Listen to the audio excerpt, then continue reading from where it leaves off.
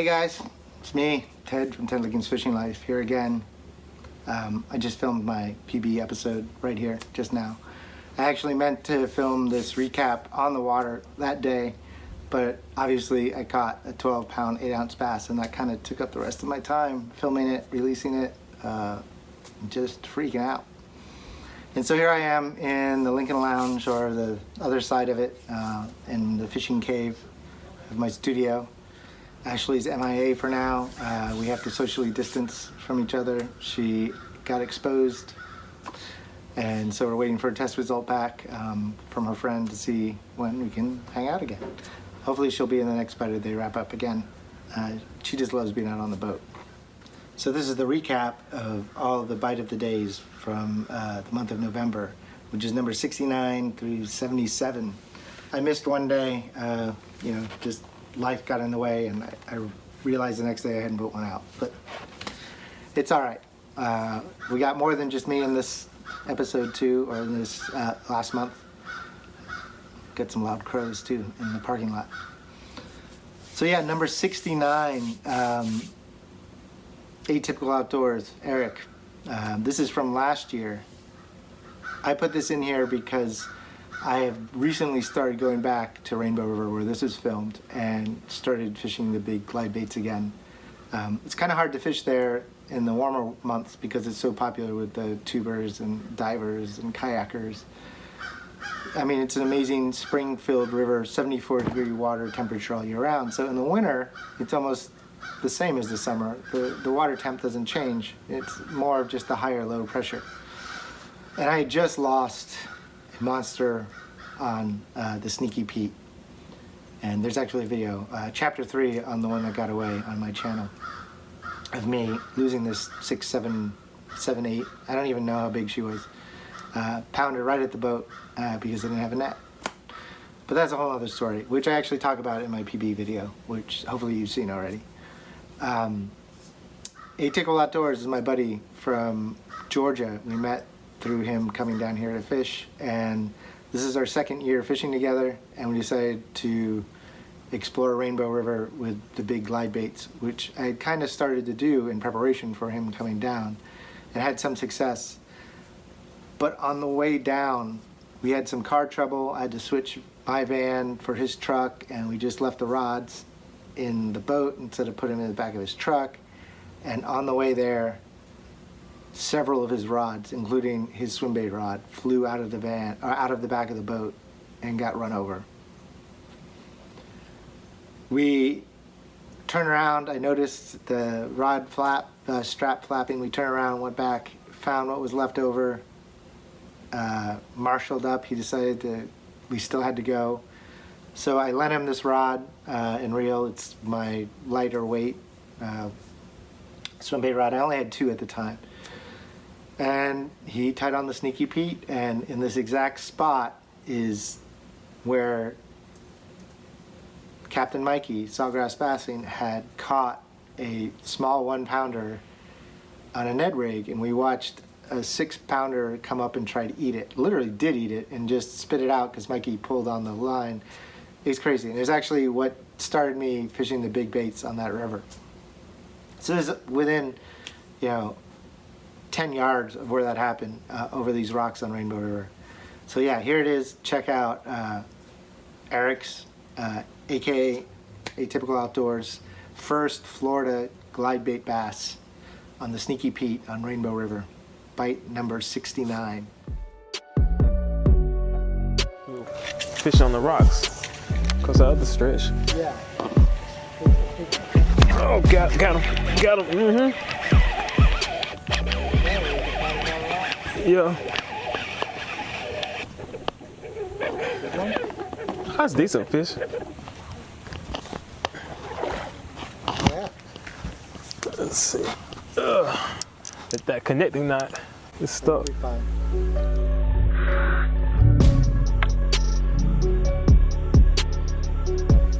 Oh, he's sideways. Now.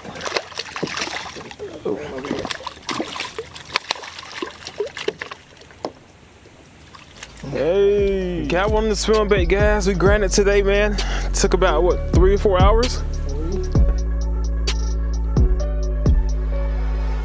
So yeah, hard to beat the big baits in that clear water. It's a whole nother level watching those fish come out for it. That was a grind that day, but we both got some fish. So, and we got his on tape. We missed mine somehow. That happens. Life of a YouTuber. So the next step is bite number, I got my notes here, number 70. This was actually the week before I put it out, so this is like late October. I was out on my roundabout and I was fishing some pads where I caught some fish before, and just with a frog, no bites, and I was moving along the edge of the pads, and right behind where I just fished, oh, got a plane flying over. Right behind where I just fished, I saw a bass blow up, and it was a pretty good bass, and I had literally thrown in that exact spot. So I did an old trick of mine, actually, before I really got into frog fishing. I used to fish a fluke like a frog. So I basically Florida rigged a fluke, which is just like a Texas rig, but I did it with a weightless bullet weight, which I had one laying around here from my previous video. I don't know where I put it. Oh, here it is. Gambler hollow point. I have a whole video on this on my channel, the Florida rig. And it allows you to throw a soft plastic into heavy cover and it not pull down on the hook. So I went back to the spot I had just fished, where I just saw a bass blow up after I fished it. And a couple twitches later with the fluke, he couldn't resist. Here it is, bite number 70 from November. Fishing the fluke like a frog, Florida rigged.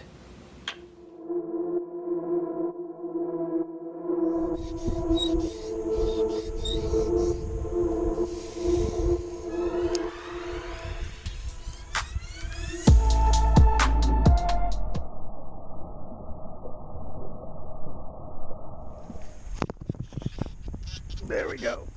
That's why I put the braid on.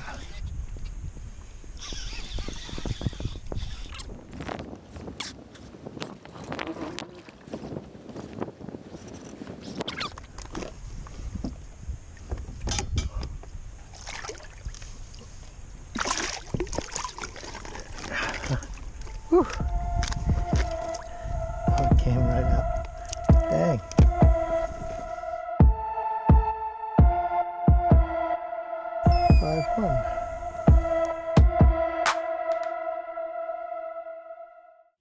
So for bite number 71, I just saw on my Facebook memories right when I was trying to decide which clip to use. Like I said in the past, this bite of the day is a way for me to use some of these clips I have that I don't have any video to put them in. And I have basically 2 years of these YouTube, or 2 years of GoPro footage that I wanted to share of great catches, kind of alone. So this popped up in my memories is happening exactly a year ago. So yeah, I had to go up to Georgia to drop off a custom painted bicycle that I did, which I'll show you a clip of it right here, bicycle.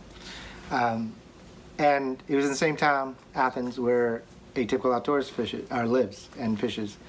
So I hauled the boat up there with me, figured we'd try Lake Oconee, which is just right outside of Athens. Yeah, so Eric had never been there either because he only has his little plastic bass raider. And it's a big impoundment lake in like middle of Georgia.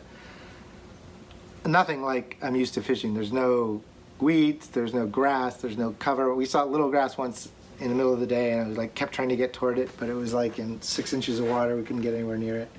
Super muddy, like with the Georgia clay kind of red water. And like I said, neither one of us had been there. I was out of my element, so I just put on a swim jig, started throwing it. Eric was first to the punch. He caught one on a spinnerbait. So I put on, like I said, a shad-colored swim jig. It was a Revenge Jigs jig with a D-Walker from River to Sea trailer in like the shad color. I forget what they call it. And we just started throwing to docks because I figured that was the best bet.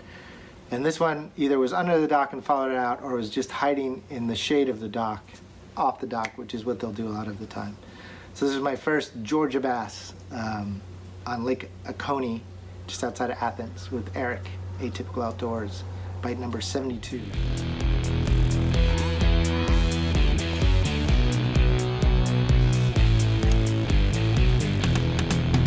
Got one. Whoa, he hit it hard. I don't know if that's, yeah.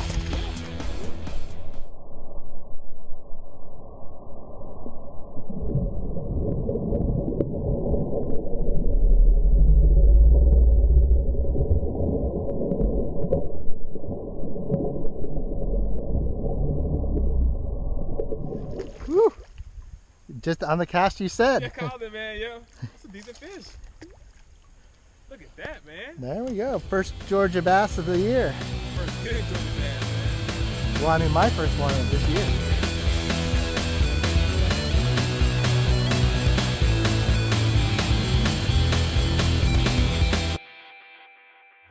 So yeah, bite number 72, I went back in time as well.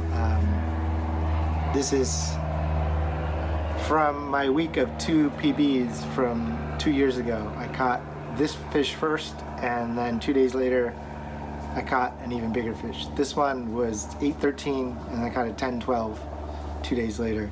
And if you know, I just broke that yesterday with a 12-8. Hopefully you can see that video too. But so, this was on the Florida rig stik-os. This is actually when I first started using it like this with the gambler weight and the special hook. Check out my video on Florida rigs. 8-13, she was setting up on a bed, not bedding, but she was setting up to go on it, and I just dropped it right in front of her. Super clear water, borrowing my friend Mikey's, Captain Mikey's wife Amanda's pink roundabout. Here it is, 8-13 on a Florida rig stick bait, stik-os, 6-inch stik-os. Bite number 72.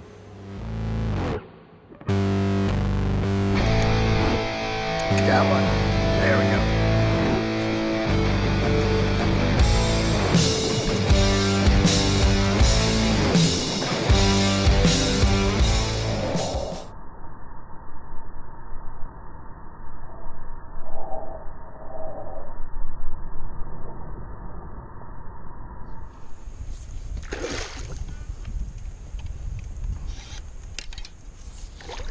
Oh my God. That's a big mama. Oh my God.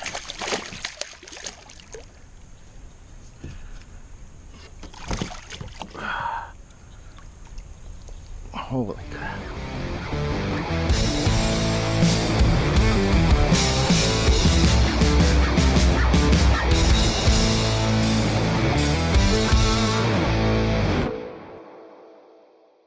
So bite number 73 is actually right before I think it was the day before I put it out in November. I went out to a local lake with Mikey that I can only get to with him because I don't have 4-wheel drive, and the boat ramp is basically down a super sandy, muddy road that I can't get to in my van. So we went there, and it was kind of a slow day, off and on, had a few small fish, and this was definitely my best fish of the day. I picked up the OG chatterbait by Z-Man in like kind of that craw color with a black hell shad. But yeah, I had just picked it up, made 2 casts, and on the 3rd cast, caught this nice 3 or 4 pounder on OG chatterbait hell shad trailer. Check it out, bite number 74, 73. Check it out, bite number 73.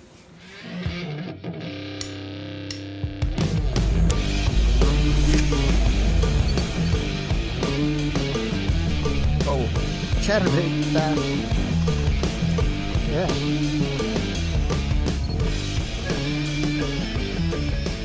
I was like, I tied this on, I didn't even throw it yet.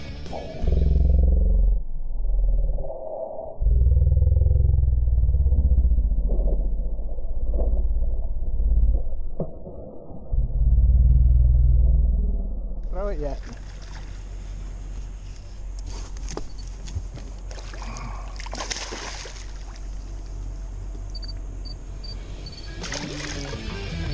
Woohoo!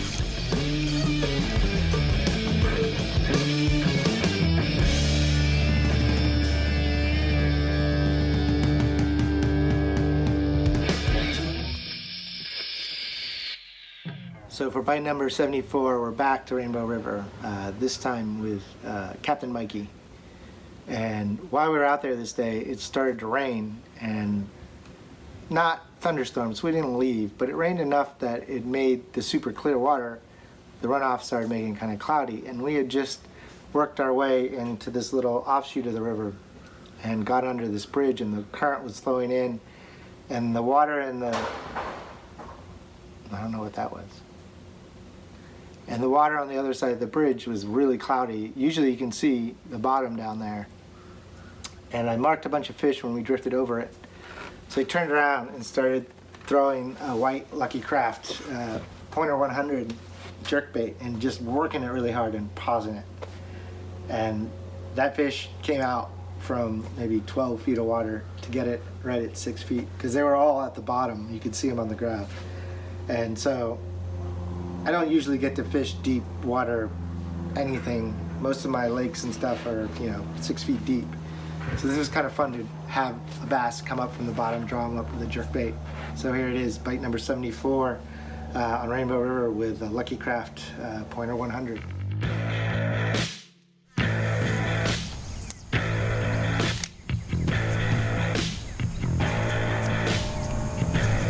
There we go. Oh, that's a better one.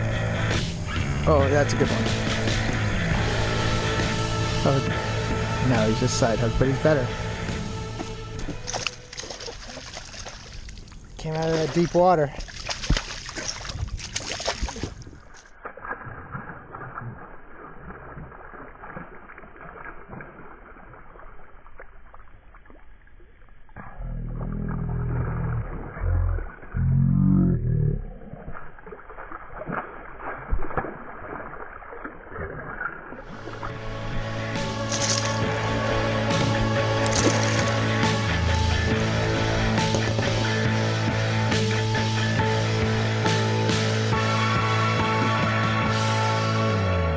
So, yeah, bite number 75 is next. This is the double wide beaver by Reaction Innovation in the color tramp stamp at a patch of grass that was also featured in another bite of the day, using the exact same bait, catching a different fish. Definitely a different fish. This one is bigger.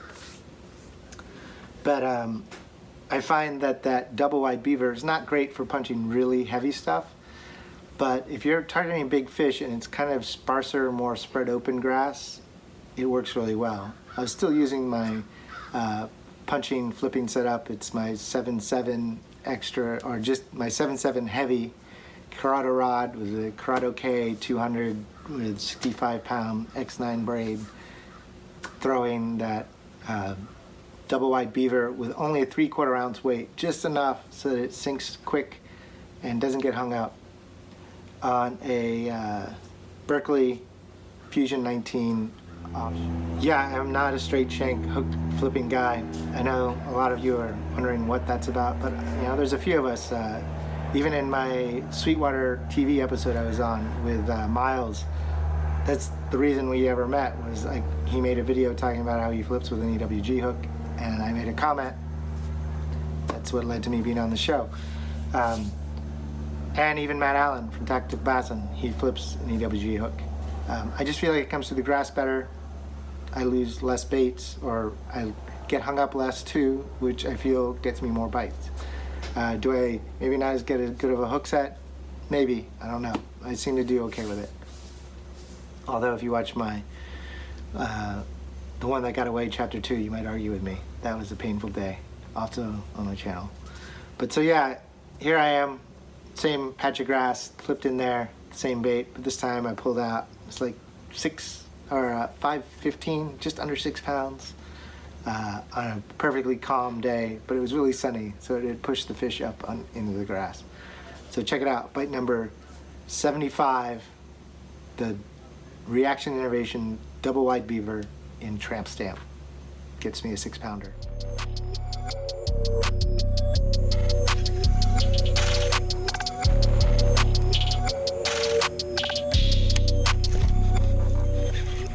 Got one.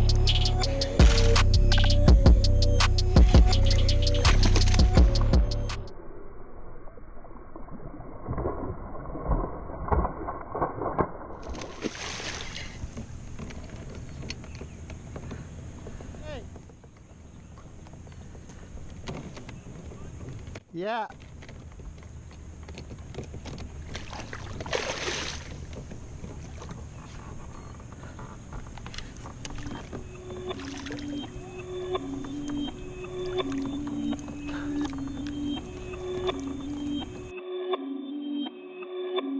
Perfect.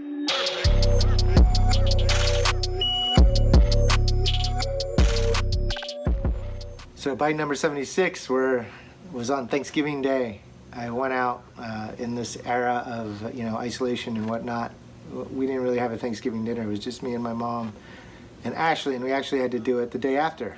So I decided it was a nice enough day. Let's go out to the lake in the afternoon, see if I can catch some fish.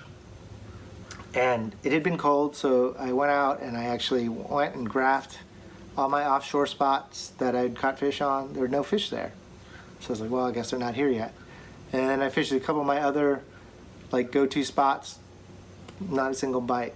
I get to another one of my go-to spots and I start hearing stuff. So I pick up my popper. I always have a topwater rod on the boat, and I just happen to have that Yozuri popper tied on from the trip before. And I threw back there, and first cast I lose a pretty decent one. He blows up, doesn't get the hook, saw it. So then I spent the next 2 hours on Thanksgiving Day in less than 2 feet of water to 6 inches of water in my boat in the trees behind the grass on Lake Santa Fe. And this was the best fish I caught of the day. This 4-pound fatty who I think was setting up for the pre-spawn, because I was starting to see some beds around there, and there were no fish on it. Like I said, it had cooled off, but I'm pretty sure that's why she was back there.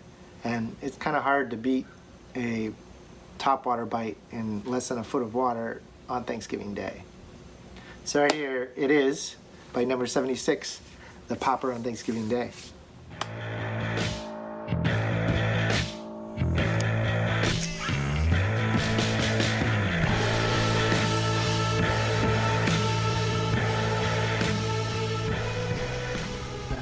Yep, that's a bass.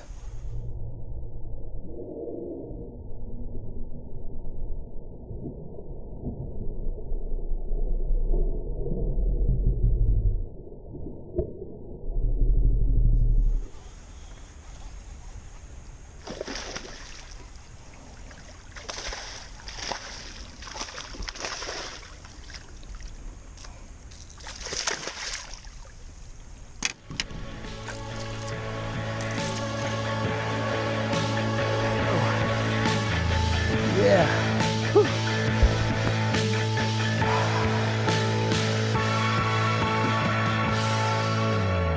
So here we are on the last one for the November wrap-up, bite number 77 of the bite of the day. The Revenge of the Sneaky Pete. So, like I mentioned before, there's a video, chapter 3 of the one that got away. 1 week earlier to me filming this video, I had gone out to Rainbow River and picked up the Sneaky Pete glide bait, trying to repeat what I had done with Eric the year before. And like I said, I don't go there as much in the warm months because it's just too crowded. So this is my first time back there in months. Pick up this bait, and this is literally, I think, my 3rd or 4th cast, and I lose this 6 or 7, 8 pounder. You should watch the video. It's a good video. But so I went back exactly 1 week later, same area. Unfortunately, I was beat there, even though I tried to get there at dawn. FWC beat me there, and they were spraying both sides of the river, whatever. Your opinion on spraying vegetation aside, it doesn't make for good fishing when an airboat goes basically right over all the cover where the bass are at dawn, spraying everything. So I regrouped and I fished on the other side of the river from the exact same spot I had lost the big one the week before. And there's a little seawall there, and you can see in the video I throw and I start reeling, and I see about 3 followers, and one seems particularly interested. So I did the little twitch to try to get it to bite, and it sure enough did. And one of the things I had done in the week in between the 2 bites is I had switched out all the hooks on the Sneaky Pete to the Aaron Martin Gamakatsu G finesse hooks in 1/0, which is kind of a lightweight hook for a swim bait. But in this clear water, I can kind of see where I'm casting, what I'm dealing with, so I thought I could deal with it. And I was running like a 17-pound mono leader to 65-pound braid, so I was gives a little give of my lighter Karada swim bait rod. And literally this fish only got the back hook, but once he got it, he wasn't getting off. And you can see me just reel it in. Wasn't nearly as big as the one before, but I took no chances. I even boat flipped it in the boat, you know, no net needed, because that's what I should have done with the other fish. So that's why I call it the revenge of the sneaky Pete. It was just good to go back and catch a fish, even though it wasn't as big. But it's still good footage, and it was a fun day. Check it out, bite number 77 on Rainbow River, fishing the big glide baits.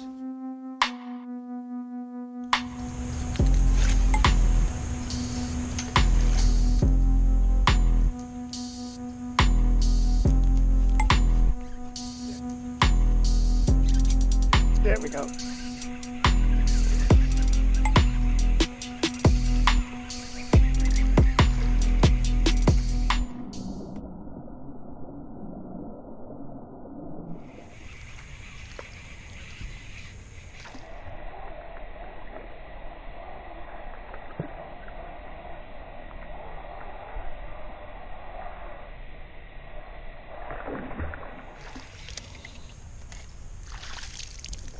Yeah.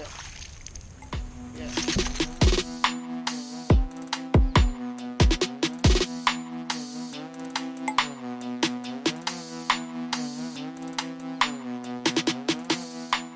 So yeah, the glide bait. Yeah, when you can see the bait, when you can see your bait when you're fishing with glide baits, that really helps, because if you have a follower, because if you've ever thrown a big glide bait, you know they like to follow it. So if you can see the followers and you can react to them, you can kind of twitch it kind of like a fluke or a jerkbait, and sometimes you can get a reaction bite. I mean, you should do that when you're fishing your glide bait anyway. Just work some movement into it to kind of give it that sporadic movement if you can't see it, because maybe they're following it. But in clear water like this, you have the advantage of seeing it. So yeah, that's the wrap up of the bite of the day for November. As I mentioned before, I already have another video out, the 12.8 pounder PB I just caught yesterday. That'll be in the bite of the day for next month as well. Also watch the video of me catching that and weighing it and releasing it, and the breakdown. That should be up before this one, so hopefully you've seen it already. And hopefully next time, end of December, New Year, we can get Ashley back on the boat with us. But until then, this is Ted from Ted Lincoln's Fishing Life. Look out for some unboxing videos as well. Sorry, forgot about that. Some big swim baits coming your way, or coming my way, so I'm sharing them with you. But yeah, I'm Ted from Ted Lincoln's Fishing Life. Thanks for checking it out. I'm out of here.